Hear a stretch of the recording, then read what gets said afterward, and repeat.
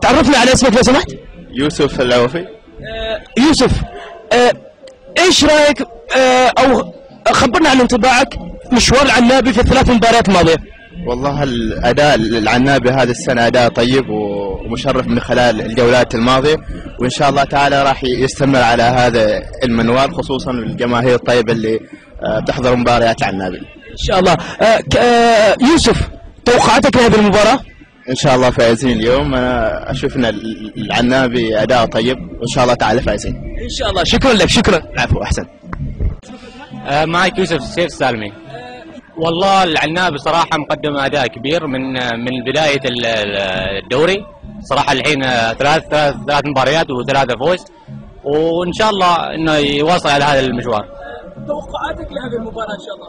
والله المباراه اشوف الحين صعب العنابي، بس ان شاء الله العنابي قادر بوجود الجماهير والمسانده موجوده صراحه، وفي رابطه موجوده في التشجيع، والعنابي قادر ان شاء الله. العفو عليك، حياك. عرفنا على اسمك. محمد بن صالح سلام عمري. كيف شفت فريق العنابي خلال المباراه الماضيه؟